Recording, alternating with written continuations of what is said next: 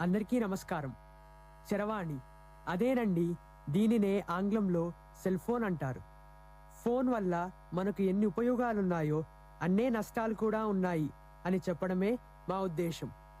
చరవాణి కరవాణి మన పరిసర హాని అంటూ మీ వీణులకు విందుగా కనులకు మీ అమృత హృదయాలను దోచుకునేందుకు మా స్నేహితులు తమ కడురమ్యమైన ప్రదర్శనతో మన ముందుకు వచ్చేస్తున్నారు. ఆలస్యం ఎందుకు, తిలకిద్దామా? అది 1973వ సంవత్సరం. సెల్ ఫోన్లు వచ్చిన కొత్తలో ఒక విద్యార్థి బ్రహ్మదేవుని గురించి తపస్సు చేస్తున్నాడు.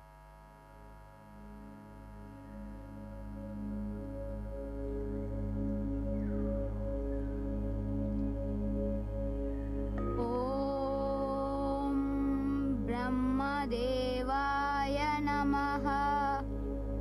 ఓం బ్రహ్మదేవాయ నమః. ఓం బ్రహ్మదేవాయ నమః.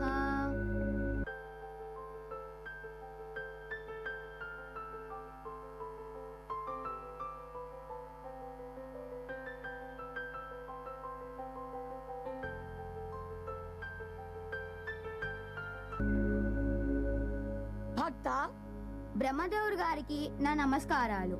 ఏమి నీ కోరిక?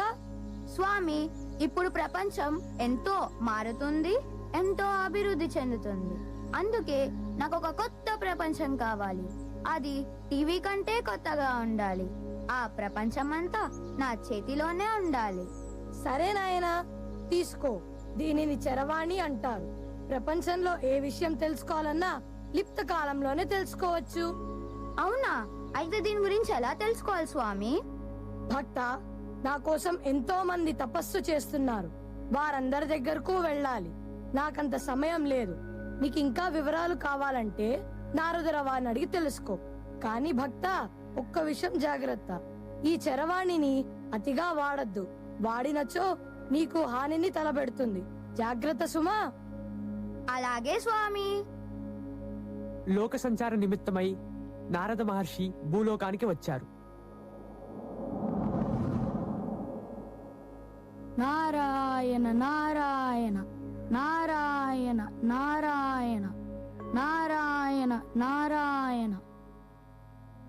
నారద మహర్షికి నా ప్రణామాలు. నాకొక సందేహం. ఏమిటి బాలకా నీ సందేహం? బ్రహ్మదేవుడు గారు నా దగ్గరకు వచ్చి ఇదేదో చరవాణి అని నాకు ఇచ్చారు. దీన్ని ఎలా వాడాలో మిమ్మల్ని అడిగి తెలుసుకోమన్నారు. బాలక, దీనిని వాడడం చాలా సులభం. వేలితో ఇలా అంటే చాలు, నీకు కావాల్సిన వివరాలు వేగంగా వస్తాయి. అవునా స్వామి? అయితే దీంట్లో మా జాన్సన్ గ్రామర్ స్కూల్ CBSE కనపడుతుందా? ఓ తప్పకుండా. గూగుల్లోకి వెళ్ళి జాన్సన్ గ్రామర్ స్కూల్ CBSE అని కొట్టు, తప్పకుండా చూపిస్తుంది. అవునా? ఇంకా దీంట్లో ఏమేమి చూపిస్తుంది స్వామి? చూడు నాయనా, నేను కైలాసానికి వెళ్లే సమయం ఆసన్నమైంది. దేవుడు ప్రతి చోట ఉండి అందరి సందేహాలు తీర్చలేడు కదా. అందుకే తనకు మారుగా తల్లిదండ్రులను, గురువులను సృష్టించాడు. కావున నీకింకా ఏమైనా సందేహాలుంటే వారిని అడిగి తెలుసుకో. బాలక, ఇంకా ఈ చరవాణిని అన్య విధముగా ఉపయోగించరాదు. దీన్ని జాగ్రత్తగా ఉపయోగించాలి. తస్మాత్ జాగ్రత్త. శుభం భూయాత్. ధన్యుణ్ణి స్వామి. నారద మహర్షి కైలాసానికి వెళ్లిపోయాడు. నారాయణ నారాయణ. హే, నా కొత్త ఫోన్ వచ్చిందో. హే హే, నా కొత్త ఫోన్ వచ్చిందో. హే హే, నా కొత్త ఫోన్ వచ్చిందో. హే, ఈ ఫోన్ ఎలా వాడాలో అమ్మని అడిగి తెలుసుకుంటాను. అమ్మా అమ్మా అమ్మా అమ్మా అమ్మా, ఈ సెల్ ఫోన్ లో ఏమేం చూడొచ్చు? ఈ సెల్ ఫోన్ లోనా? కానీ గౌతమ్, ఈ సెల్ ఫోన్ నేను వాడే సాధారణ సెల్ ఫోన్ లాగా లేదు. ఇది అసాధారణంగా ఉంది. దీనిని నీకు ఎవరిచ్చారు? ఇప్పుడు ఆ విషయాలంతా ఎందుకమ్మా? ప్లీజ్, ముందు దీంట్లో ఏమేమి చూడొచ్చో చెప్పమ్మా. ఈ సెల్ ఫోన్ లోనా? ఈ సెల్ ఫోన్ లో నర్సరీ పిల్లలకు కావలసిన రైమ్స్ నుండి నీ చదువులకు కావలసిన ఎన్నో విషయాలను వినవచ్చు, చూడవచ్చు. ఎప్పుడు చదివేనా? ఇంకా ఏముండవా ఈ సెల్ ఫోన్ లో? చదువే కాదు, ఇంకా ఆటలు కూడా ఆడుకోవచ్చు. ఇంకా సరే సరే, నాకంతా అర్థమైపోయింది. నువ్వు ఇంకేం చెప్పక్కర్లేదు. ఏమిటో వీడి తొందర.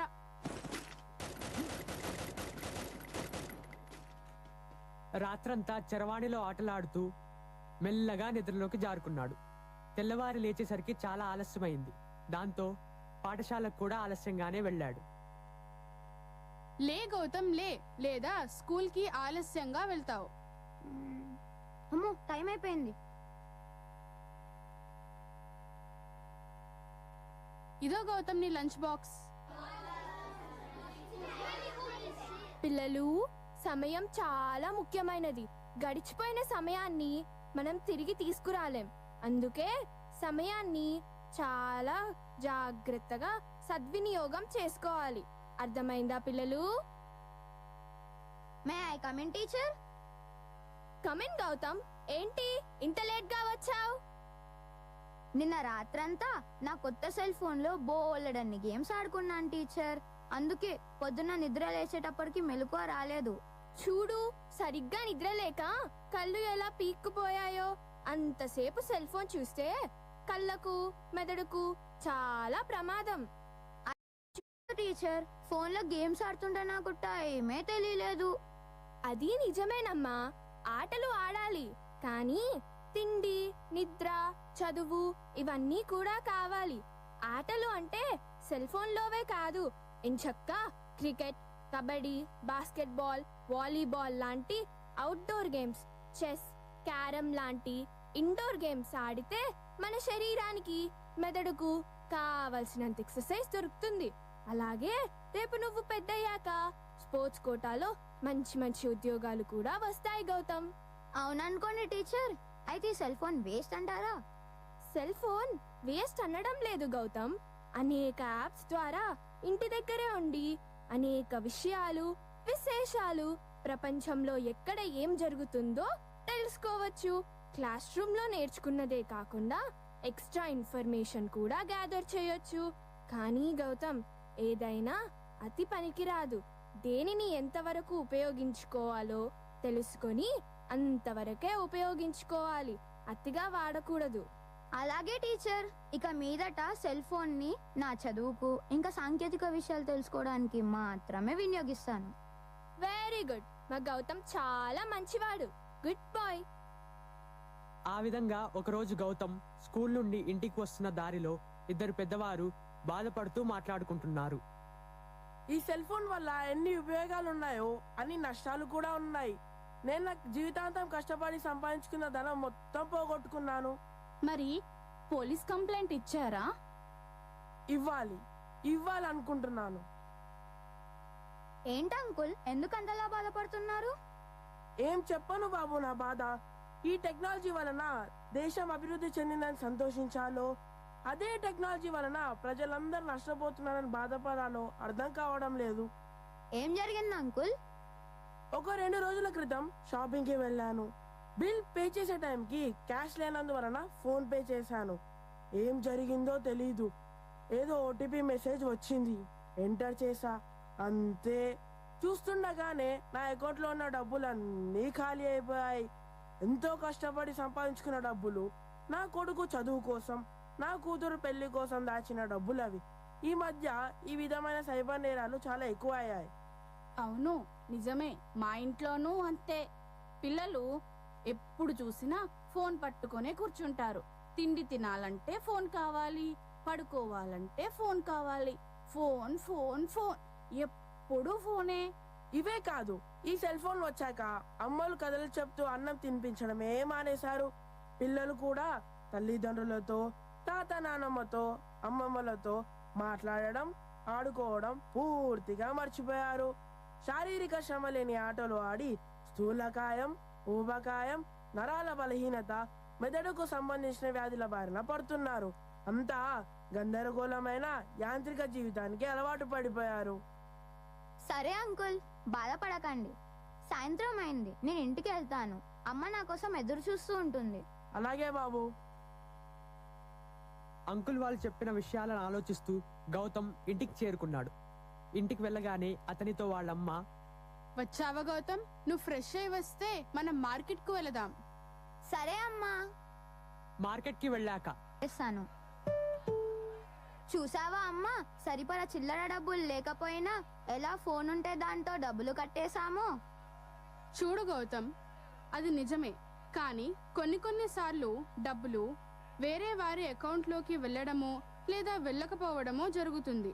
అందుకని జాగ్రత్తగా చూసుకోవాలి. అవునమ్మా, ఈరోజు నేను స్కూల్ నుంచి ఇంటికి వచ్చేటప్పుడు ఇద్దరు పెద్దవాళ్ళు ఇలాగే డబ్బులు పోయాయని చాలా బాధపడుతూ ఉండే. పాపం కదా. మొబైల్ ని అతిగా వాడవద్దు. మొబైల్ మన అవసరాలను తీరుస్తుంది, కానీ అతిగా వాడడం ఎప్పటికైనా మంచిది కాదు గౌతమ్. అలాగే అమ్మా, ఇక మీదట ఎక్కువగా వాడను. సరే గౌతమ్. ఇదిలా ఉండగా బ్రహ్మలోకంలో బ్రహ్మ సంతోషంలో తేలియాడుతున్నాడు. అప్పుడే అక్కడికి వచ్చిన నారదుడు,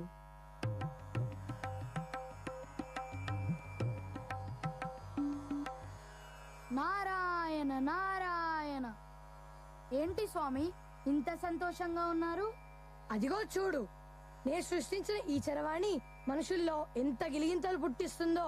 అవును స్వామి, గిలిగింతలతో పాటు గందరగోళాన్ని కూడా సృష్టిస్తోంది.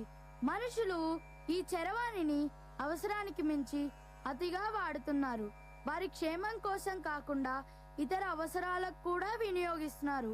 దీనికోసం ఏమైనా ఆలోచించండి స్వామి. నీ ధర్మ సందేహం నేను ముందరే తెలుసుకున్నాను. అందుకే నేటి బాలులే రేపటి పౌరులు అనే విధంగా తల్లిదండ్రులు, గురువులు తమ పిల్లలను శాస్త్ర, సాంకేతిక, విద్య, వైజ్ఞాన రంగంలో ముందుకు నడిపి తమ భవిష్యత్తును, దేశ భవిష్యత్తును తీర్చిదిద్దే విధంగా నడవాలని ఆదేశిస్తున్నాను. శుభం భూయాత్. సర్వే జనా సుఖినో భవంతు.